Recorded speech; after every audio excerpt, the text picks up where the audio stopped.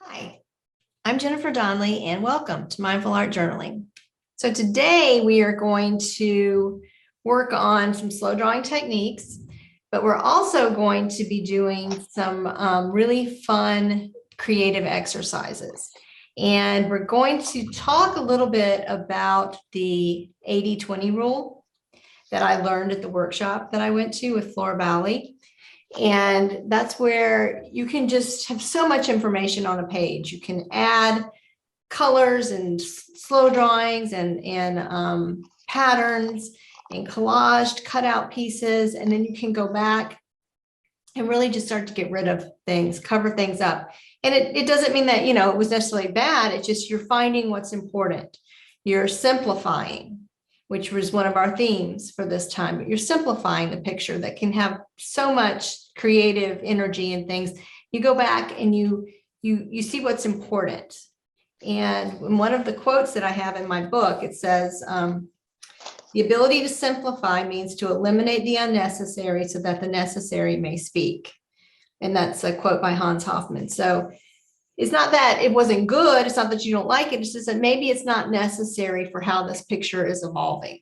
Okay. And then maybe an hour later, that part's not necessary. Maybe it's led you in a different direction. And that's just teaching us to be intuitive and tuned into our own creativity in the moment and just let it flow, see where it's going to go. So what I want to do is show you some things that I've been working on in my journal. I've been very busy. So I'm going to switch my camera over so that you can see this, and then we'll start some slow drawing exercises. So here we go. So we've seen this. This is what I've done. This is the peekaboo. This is the woven pattern, the dahlia pattern. And I love this peekaboo into where I did all of the shading and colors underneath. It just kind of pops through there. I really like that. And I leave little notes to myself on these pages when I go back and I look at them later. This is a page that's in process. This is actually our pattern today. Well, it's one of our patterns. This is needle. We may not actually get to this one. We may do this next time, but this is a pattern that we will have. Yeah, okay. And then we remember this. This is the tangled pattern that we will also do at some point. And then I cut out the little profile here, and I just wrote breathe. And the feather kind of gave me the idea of kind of a feather floating on the wind. And then on this one, I have lots of other feathers. And on this peekaboo, you can see all the way through to the heart in there. So it's just lots of layers. But so this is what we worked on last week. We had our weavings that we were doing. And really just like that. And so, and then this is a page that I added to with the floating little heart balloons. This was really fun. Something that I worked on. This is all gel pen over top of acrylics, high flow acrylics that I already had on the page. And then you can see through to the needle pattern again on this page. Now, this is part of the 80-20 rule. This page is not finished, but you can see there's a lot happening. It's not going to stay like this. This will evolve. Things will be wiped out. Other things will be drawn over top of it. So it just kind of teaches us not to be too attached to the outcome, that it's constantly evolving. And so this one I finished up from last week, and I did like the weaving, the heart, the woven pattern. And then this is the pattern that we're going to be doing today.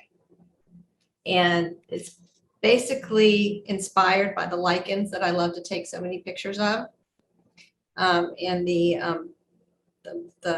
mushrooms that are growing out of the old logs and stuff I just found in the mountain. But this page is a page that I wanted to show you that I did using the 80-20 rule that we're going to talk about today. There are so many things underneath here, and you probably recognize some of these patterns. Here's the dahlia pattern that we did.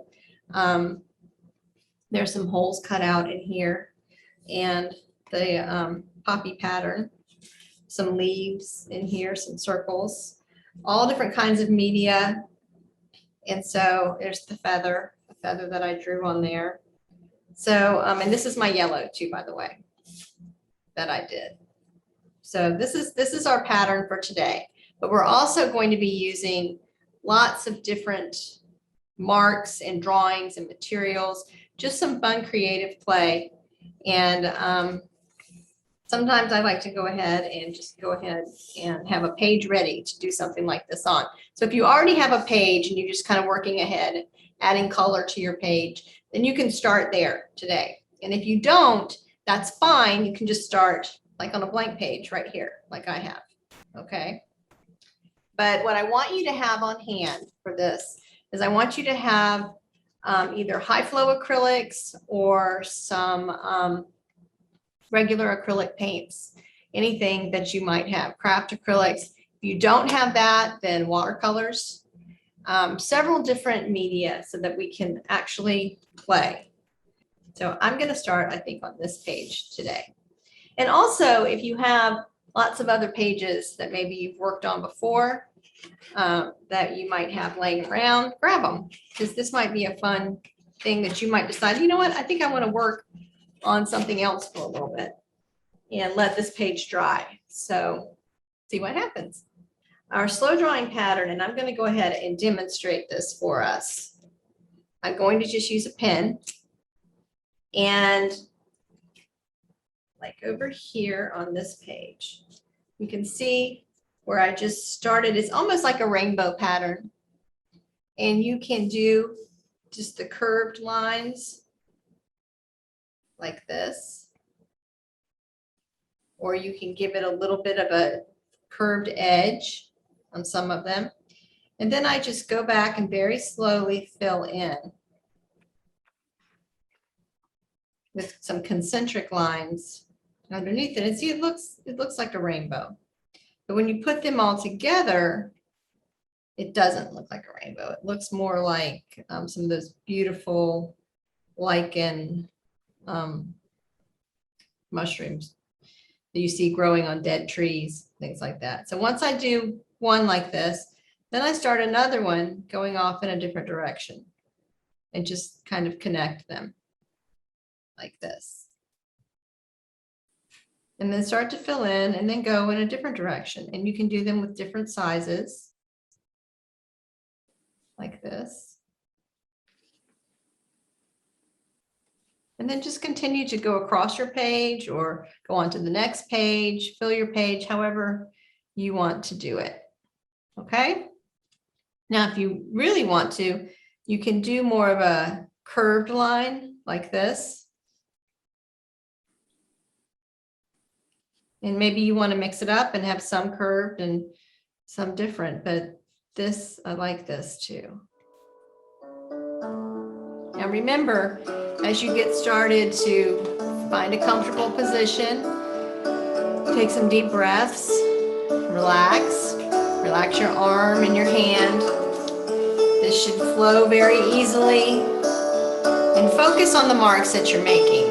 Be here, be present now, and go slowly.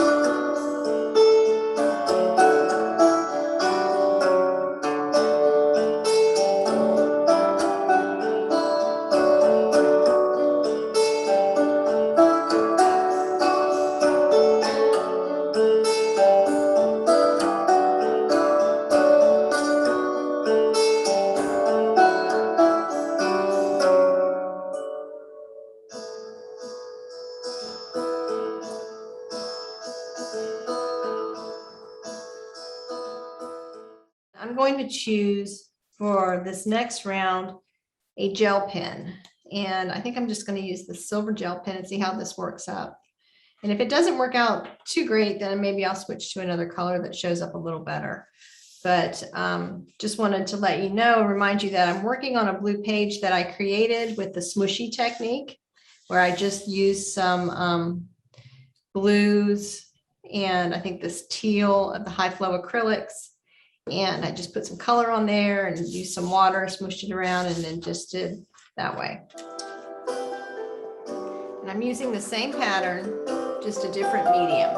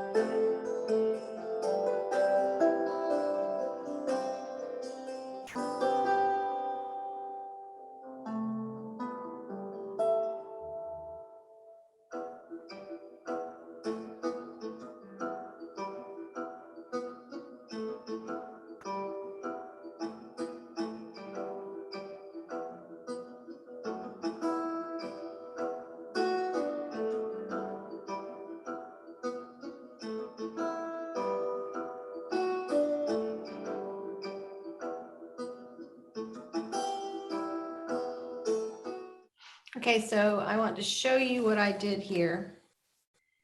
And you can see the silver gel pen on here. It doesn't stand out as much, and it's still drying. Remember, the gel pens, there's a little bit of a drying time in there before they really show up. But what I want us to do now, and the music that we're listening to really kind of lends itself to that, so that's why I thought I'd stop that a little early. I want us to do a little bit of just intuitive mark making. And I want you to listen to the music. Maybe, close your eyes if you want to, just listen to the music, and then just create on top of this what you have already. And you can use a different color, whatever feels right. You can use paint, you can use gel pen, anything that you really want to use.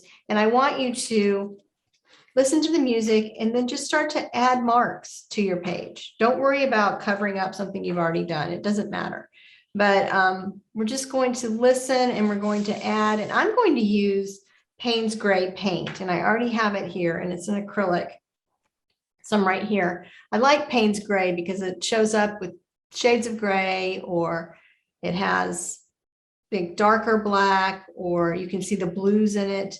So I'm going to use a little bit of Payne's Gray right there, and I'm going to use a brush, and I'm just going to make some marks. And I'm not going to close my eyes because I find that difficult if I have a brush in my hand. I don't know if I have much paint I have on it or if it needs more water, but I am going to use a smaller brush when I do this. And I'm just going to start to fill this spread right here with different marks. And you can even go in and paint around what you've already drawn on there, just whatever feels right to you. And again, we're not worried about the end result. We're only listening to the music and doing what feels right in the moment.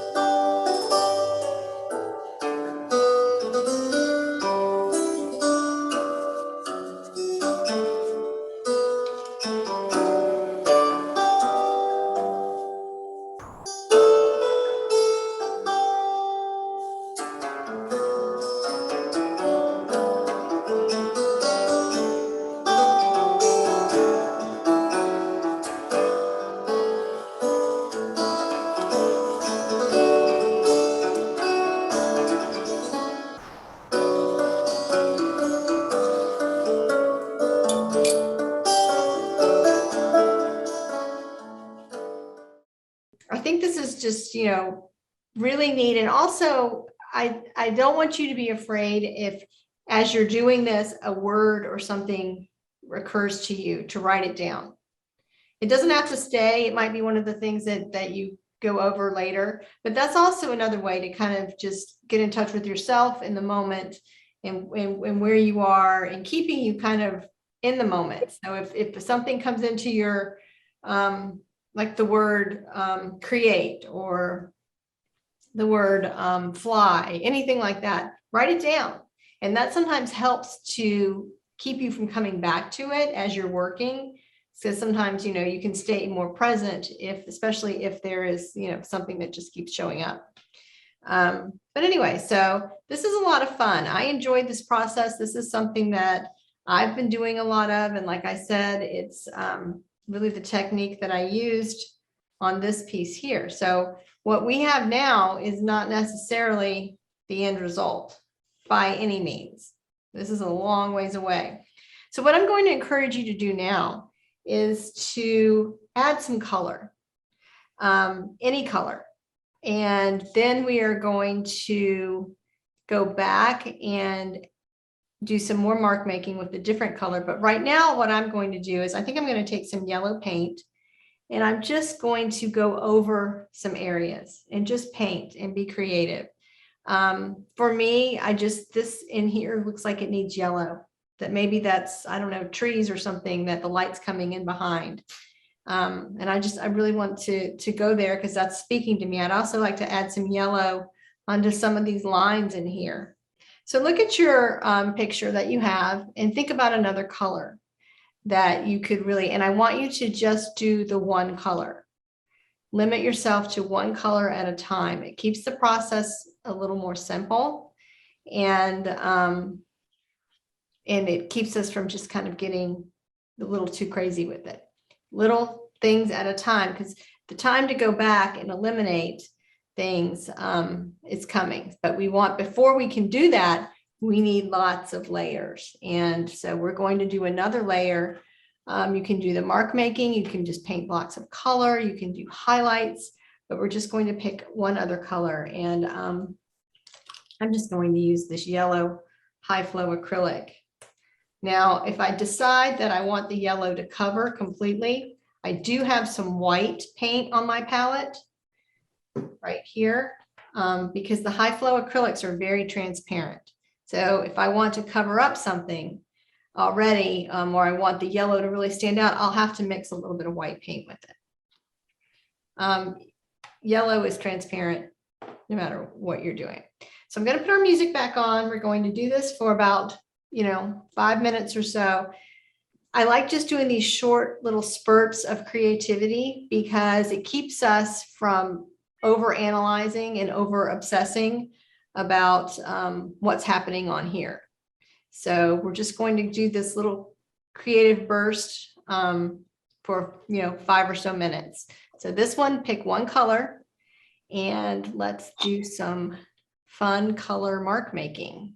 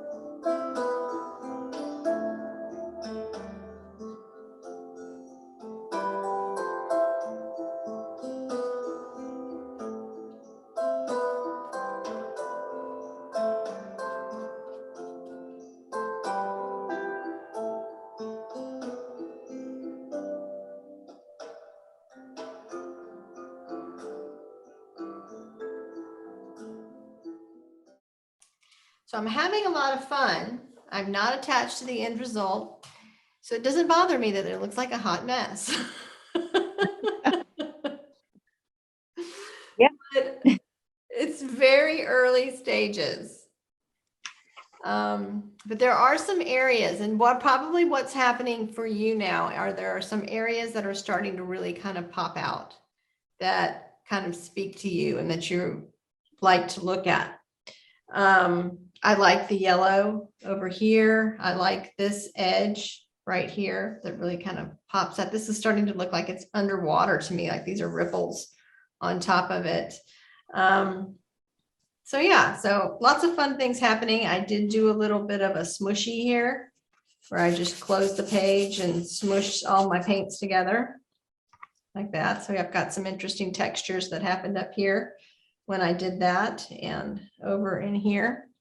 So, so I think now is the time to go back with some white paint and start to cover up some areas. Let things pop out that really speak to you and let the other areas go. Even if, you kind of like it a little bit, I want you to find the 20% of your picture at this point that you really like. Now, this isn't something that you do just once. This is something that you can do repeatedly. But when you have a lot happening, like I have happening right here, I think it's time to go back with some white paint. Now you can use white gesso, works really well. You can use black, or you can use gray, but I think a neutral color works best in this situation. So I'm just going to use white, and I'm not worried about being super nice and neat. I'm just going to take a bigger brush, and I think I'm going, because we're doing this in a limited time. Typically what I would do is work on another one, and I am going to do that to show you what I mean a little bit more from the 80-20, but I'm just kind of getting some of the extra paint that might be a little wet off of here, just so that I don't get a whole lot of blending of colors. And then I'm just going to take some white paint, and I'm going to keep it pretty thick. And I'm going to go back, and I'm just going to start to cover some areas so that the areas that I really like can speak to me. I'm eliminating the unnecessary so that the necessary can speak.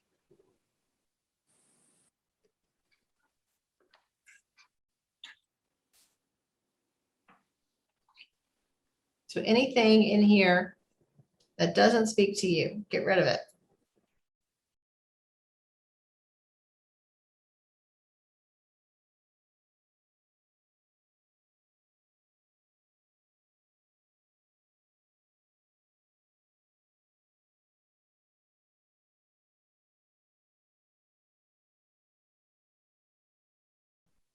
So already you can just kind of see how it's changed. There are other areas that are starting to stand out a little better.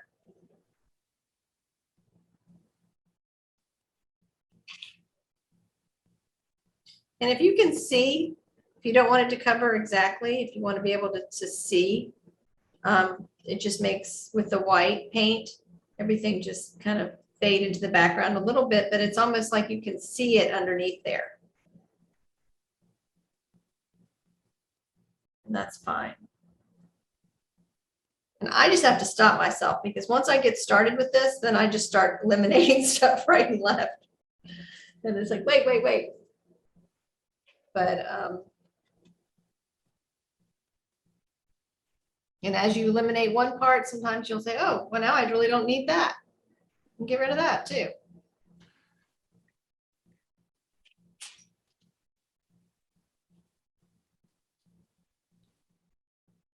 Now, this is something that's kind of neat too, is as your paint is drying and it's a little wet, you can almost do this scratch board technique, especially if you have color underneath it, where you can just go back and add marks some kind, just with the edge of your brush. That really works.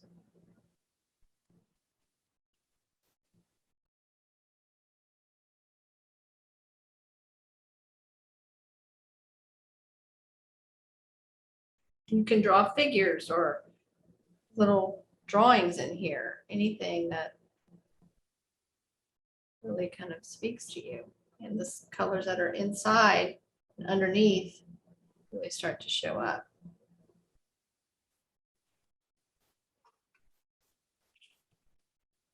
Just do what kind of feels good in the moment. So this is what I have right now.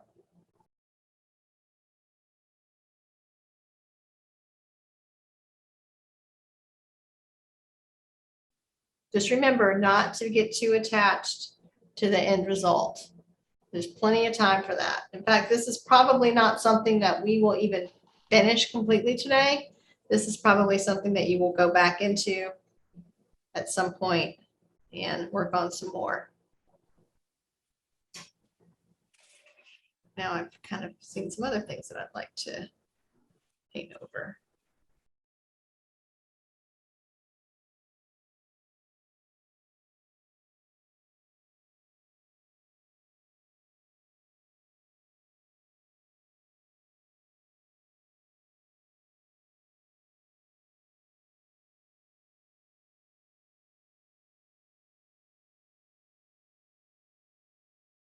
Right now my paint's wet, so I'm going to do a little smushy and see what happens here. A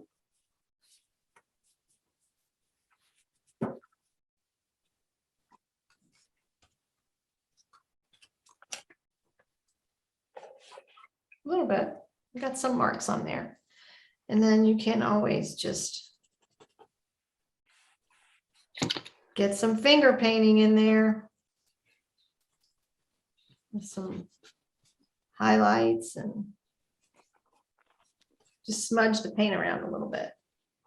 Sometimes your fingers work better than anything else. All right.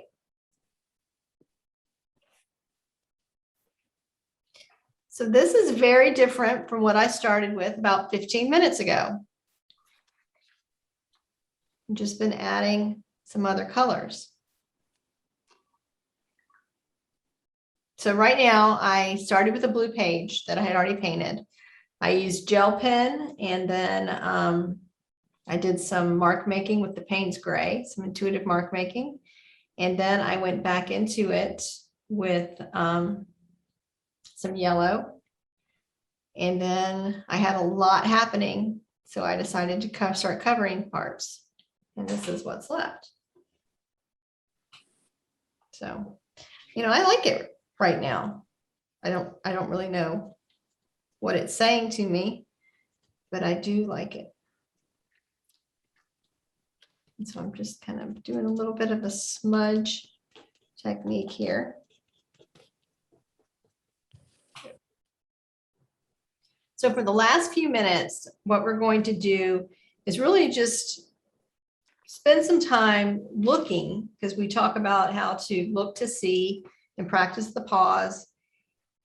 And by adding the white space to the picture into this spread, I've opened up some space. I've added some white paint, but what I did was eliminate what wasn't working and created some space to add some other things.